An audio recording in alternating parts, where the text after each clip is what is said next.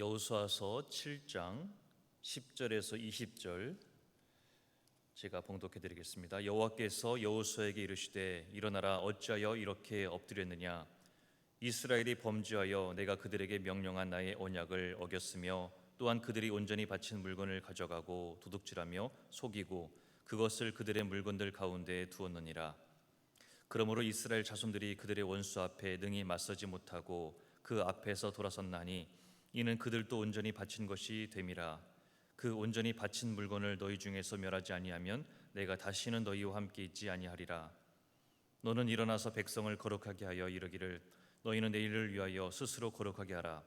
이스라엘의 하나님 여호와의 말씀에 이스라엘아, 너희 가운데에 온전히 바친 물건이 있나니 너희가 그 온전히 바친 물건을 너희 가운데에서 지하기까지는 네 원수들 앞에 능히 맞서지 못하리라. 너희는 아침에 너희의 지파대로 가까이 나아오라. 여호와께 뽑히는 그 지파는 그 족속대로 가까이 나올 것이요 여호와께 뽑히는 족속은 그 가족대로 가까이 나올 것이요 여호와께 뽑히는 그 가족은 그 남자들이 가까이 나올 것이며 온전히 바친 물건을 가진 자로 뽑힌 자를 불사르되 그와 그의 모든 소유를 그리하라. 이는 여호와의 언약을 어기고 이스라엘 가운데에 망령된 일을 행하였음이라 하셨다라. 이에 여호수아가 아침 일찍이 일어나서 이스라엘을 그의 지파대로 가까이 나오게 하였더니 유다 지파가 뽑혔고 유다 족속을 가까이 나오게 하였더니 세라 족속이 뽑혔고 세라 족속의 각 남자를 가까이 나오게 하였더니 삽디가 뽑혔고 삽디의 가족 각 남자를 가까이 나오게 하였더니 유다 지파 세라의 증손이요 삽디의 손자요 갈미의 아들인 아간이 뽑혔더라.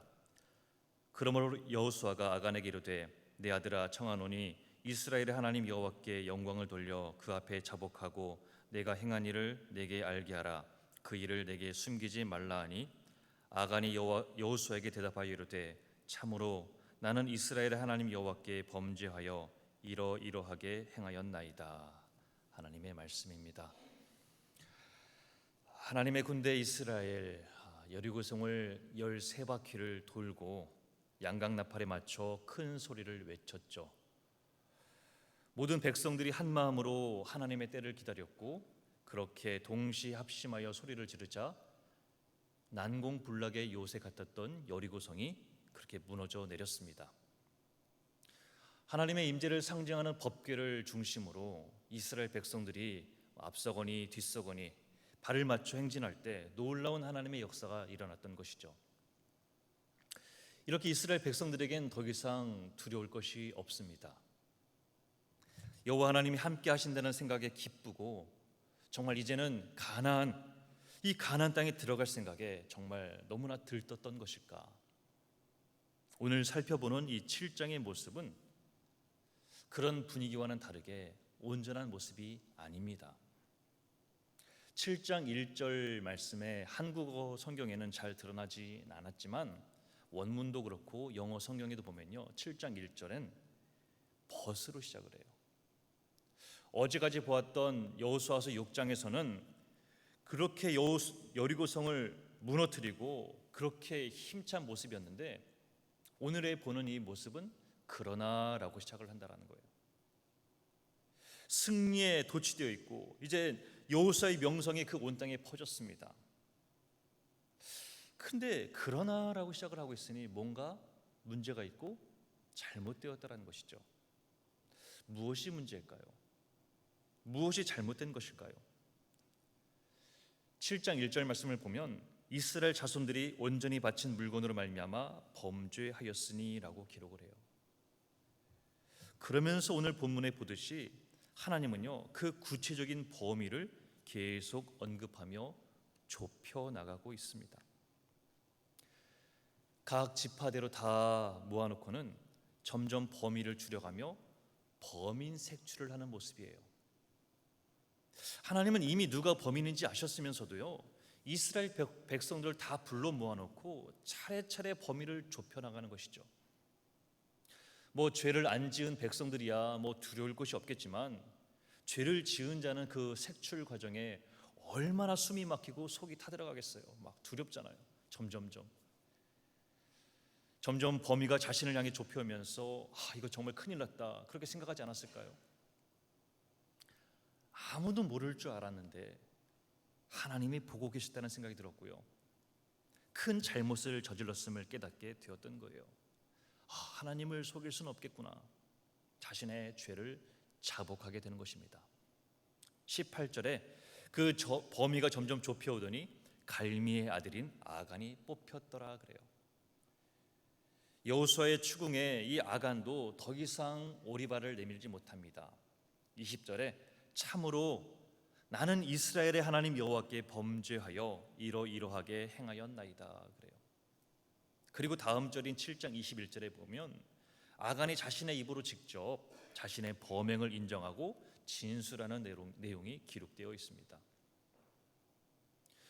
여러분 6장 18절에 하나님의 여리고 성을 점령할 때 분명히 말씀을 하셨어요.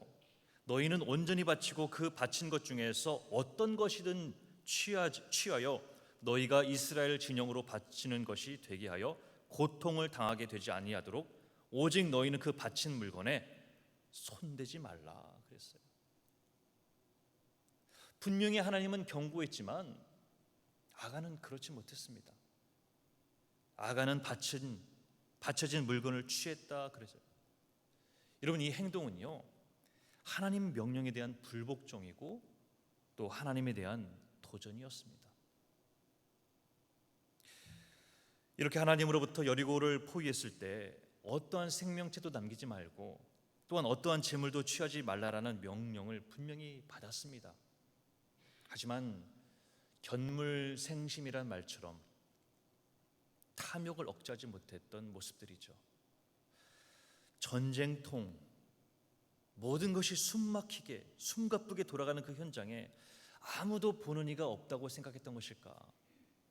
금덩이를 보니까 그만 눈이 뒤집어버리는 거예요. 여러분도 만약에 그런 상황에 놓였다면 막 바닥에 막 버려져 있는 그 금덩이를 어떻게 할 것 같아요? 솔직히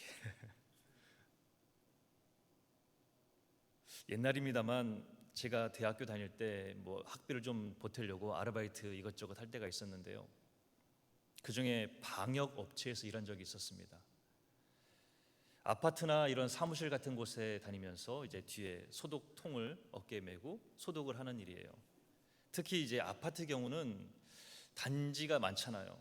뭐 15층, 20층 꼭대기에 올라가서 위에서부터 쭉 내려오는 겁니다.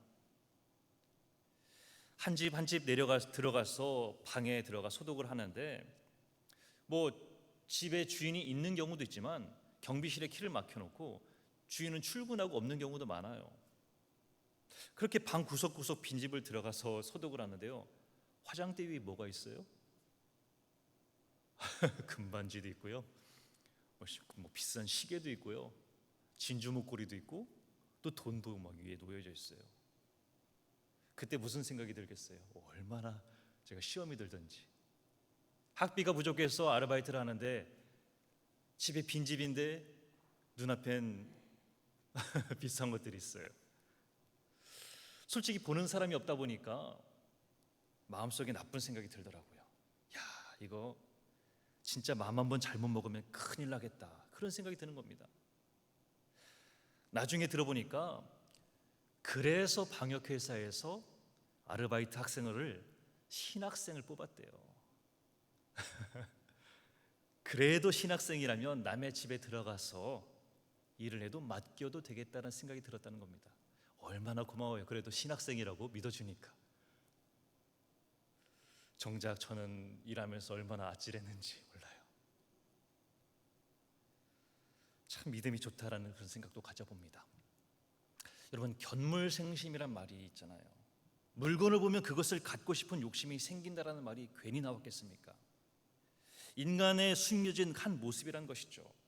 근데 오늘 본문의 아간은 그 유혹을 이겨내지 못했어요. 넘보지 말아야 될 것을 넘보고 말았던 것입니다.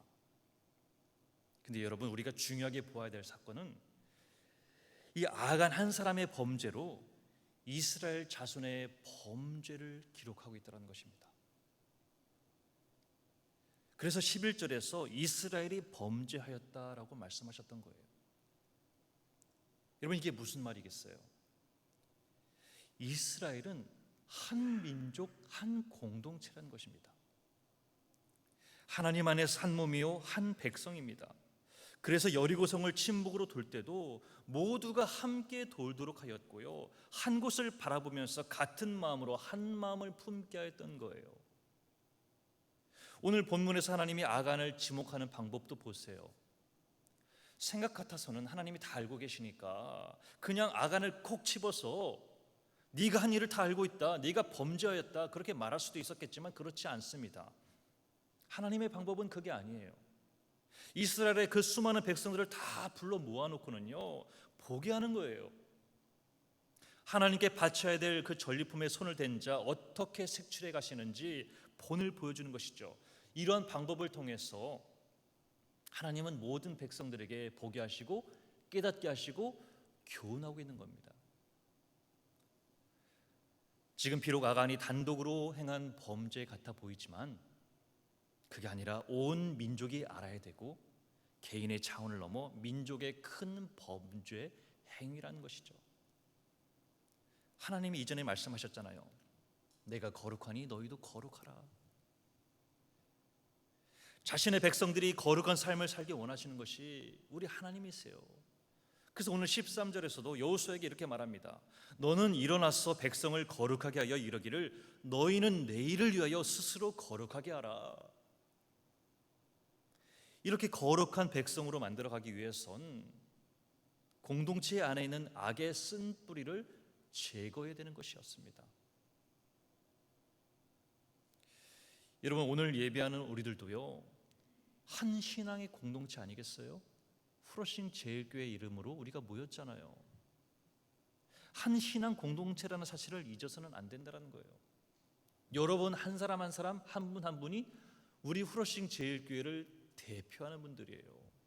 그러니 가정에서건 일터에서건 만남의 그 관계 속에서 우리가 어떻게 행해야 될지는 말하지 않아도 잘 아실 거 아니겠습니까? 개인주의, 이기주의가 만연한 요즘의 세상이라고 말해요. 그래서인지 나만 잘 믿으면 되고 나만 신앙생활 잘하면 된다 여기곤 합니다.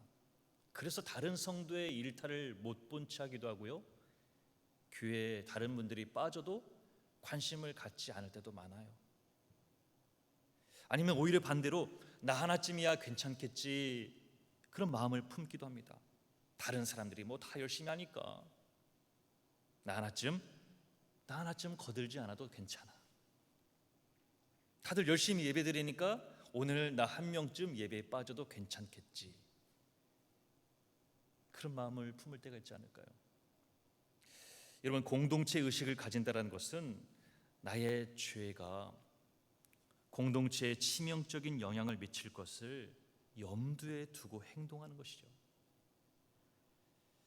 그리고 잘못된 길을 가는 사람을 방치할 때 공동체 전체가 큰 위험에 빠질 수 있음을 염두에 두고 있는 말씀입니다. 오늘 아간 한 사람의 범죄로 인해서 이스라엘 공동체가 겪게 되었던 운명이 무엇이었습니까? 바로 오늘 두 번째로 나누고자 하는 내용인데요, 이 범죄로 인해서 아이성 전투에서 패배하게 되었다는 거예요. 단 한 사람의 범죄였지만 그 죄로 인한 결과는 민족 전체의 패배를 가져오게 되었던 것이죠. 그들은 이미 큰 여리고성을 함락함으로 정말 아이성은 정말 아이처럼 보였을지 모르겠습니다. 하지만 그들 눈에는 소수였다고 해도 그들에게 있어서 원수는 원수라는 거예요. 적의 모습이 아무리 연약해 보인다 해도요, 방심해서는 안 되는데 교만한 나머지 방심하였던 것입니다. 이런 자만해하는 모습, 우리 신앙인들에게서도 찾아볼 수 있을 때가 있지 않습니까? 아무리 작은 사탄의 개입이라도요, 여러분, 사탄은 사탄이에요. 하나님의 대적임에는 분명한 것 아니겠습니까? 에베소서 6장 11절 12절에서 하나님의 전신갑주를 입으라고 했어요. 마귀의 관계를 능히 대적하기 위하여 하나님의 전신갑주를 입으라. 우리의 씨름은 혈과 육을 상대하는 것이 아니요 통치자들과 권세들과 이 어둠의 세상 주관자들과 하늘에 있는 악의 영들을 상대함이라 그럽니다. 사탄을 대적하려면 전신갑주를 입으라고 말해요. 완전 무장하고도 될까 말까 하는데 기도 잠깐 하고 나선 잔뜩 교만해져서는 안 된다는 것이죠. 그런데도 연약한 신앙인들의 모습은 어때요? 하나님의 백성으로서 의로운 삶을 제대로 살지도 않으면서 형편 따라 신앙생활하면서 기도 생활 열심히 하지도 않으면서 말씀과 동떨어진 삶을 살면서 어떻게 하나님의 역사를 기대할 수 있단 말이에요?